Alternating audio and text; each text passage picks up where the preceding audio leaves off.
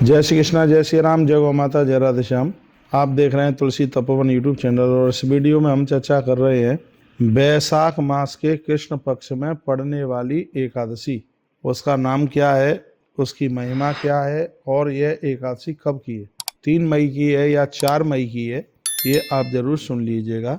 तो एकादशियों में बड़ी एकादशी ही है जिसमें युधिष्ठिर राजा ने पूछा कि बैसाखस्यास्ते पक्षे किम नाम एकादशी भवेत मध्यमानम कथम मे वासुदेव नमस्ते। युधिष्ठिर ने कहा था, वैशाख मास के कृष्ण पक्ष में होने वाली एकादशी का नाम हे गोविंद क्या है, आपको मैं नमस्कार करता हूँ, आप बताइए।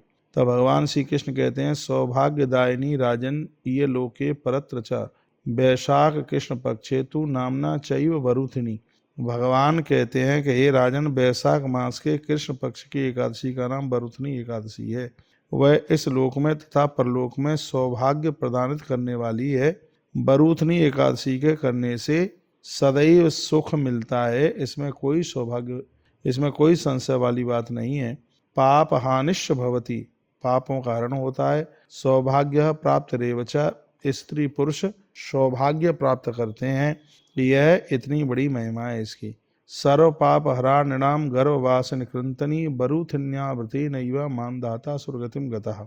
बताया गया है, कहा गया है, यह एकादशी सभी मनुष्यों को भोग प्रदान करा देती है, सुख दे देती है। इसका व्रत करने से पाप समाप्त हो जाते हैं और सौभाग्य प्राप्त हो जाता है। ये दुर्भाग्य को समाप्त करती है और सौभाग्य को पैदा कर देती है। यह इस एकादशी की इतनी बड़ी महिमा है। एकादशी वरुथनी एकादशी, बड़भागी लोग इसको जरूर कर पाएंगे। सर्व पाप विनिर्मुक्तो विष्णु लोके मय्यते। इस एकादशी की महिमा में बताया गया है कि व्यक्ति अपने संपूर्ण पापों को समाप्त करता हुआ विष्णु लोक के लिए प्राप्त हो जाता है। सर्व पाप क्षयम कृत्वा दद्यात् प्रांते अक्षयागितम। इसके करने से पुण्य अक्षय हो जाते हैं और पाप समाप्त हो जाते हैं।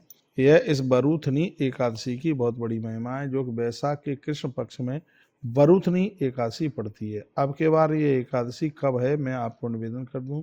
यह एकादशी 3 तारीख को यानी रात्रि में लगभग 11:30 बजे 11:25 पर आरंभ हो जाएगी। रात्रि के समय में एकादशी यानी 3 तारीख को, और उदिता तिथि के अनुसार एकादशी 4 मई को है, जो रात्रि को 8:30 बजे के बाद तक रहेगी। और आनंद की बात यह है कि उस दिन एकादशी में ही द्वादशी आ रही है, इसलिए इसकी और ज़्यादा महिमा है। एकादशी सभी भक्तों को मैं कहना चाहूँगा, एकादशी 4 तारीख को ही करें। भूल करके भी 3 तारीख को एकादशी मत कर लेना, क्योंकि 3 तारीख को दिन में दशमी है और ग्रंथों में वर्णन है, नारद पुराण में वर्णन है, यदि दशमी भेदी एकादशी कर ली जाए, धोखे से भी कर लिया, तो 1 वर्ष की 26 एकादशियों का पुण्य क्षीण हो जाता है। और जिस एकादशी में द्वादशी पड़ जाए उसे 26 एकादशियों का फल प्राप्त हो जाता है।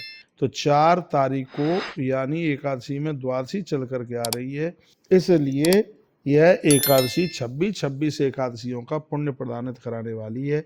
इसलिए भूल करके भी 3 तारीख को एकादशी का व्रत ना करें, 4 तारीख को व्रत करें। मैंने आपको वरुथनी एकादशी की महिमा भी बताई, उसके टाइमिंग्स भी मैंने आपको निवेदित की है।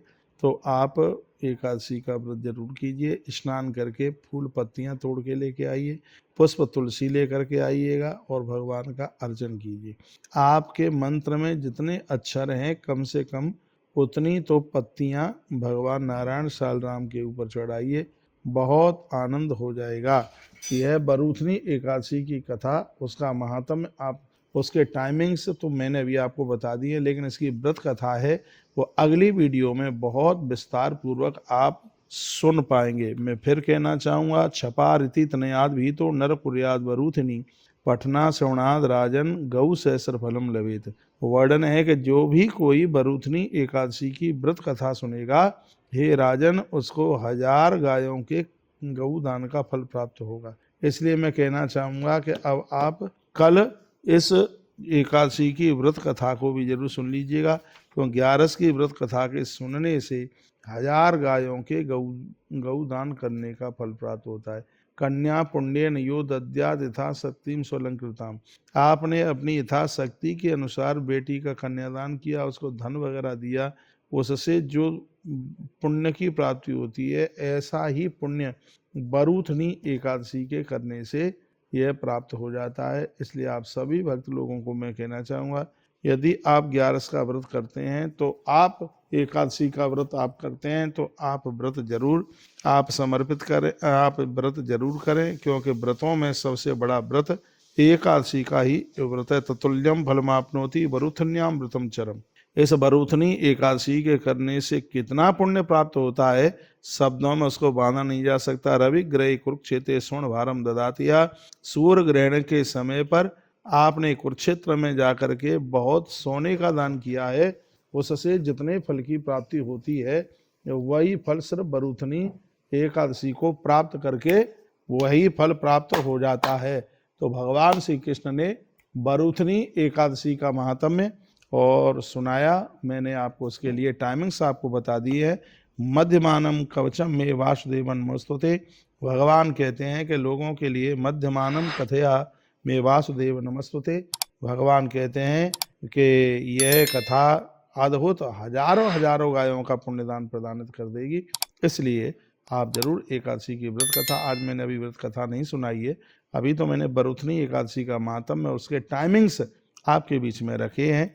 तो मैं एक बार फिर निवेदन कर लूँगा, एकादशी 3 तारीख की बिल्कुल भी नहीं है, वरुथनी एकादशी 4 तारीख की है। 4 तारीख को ही व्रत करें, भोर में बहुत जल्दी से आप जागे और सूर्य उदित होने के भी 24 मिनट पहले स्नान कर लीजिएगा और भगवान का श्वेत तिलों के द्वारा भगवान का आप पूजन कर सकते हैं।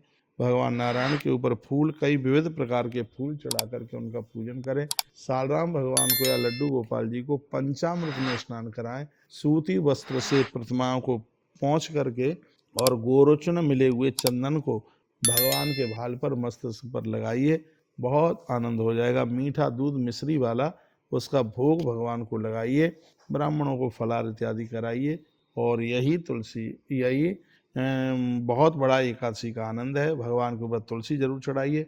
बहुत बहुत धन्यवाद आपका वीडियो पूरा सुनने के लिए। वीडियो ठीक लगा है तो वीडियो को शेयर करना मत भूलिए, जिससे और भी लोग इससे लाभान्वित हो सकें। जय श्री कृष्णा, जय श्री राम, जय गौ माता, जय राधे श्याम।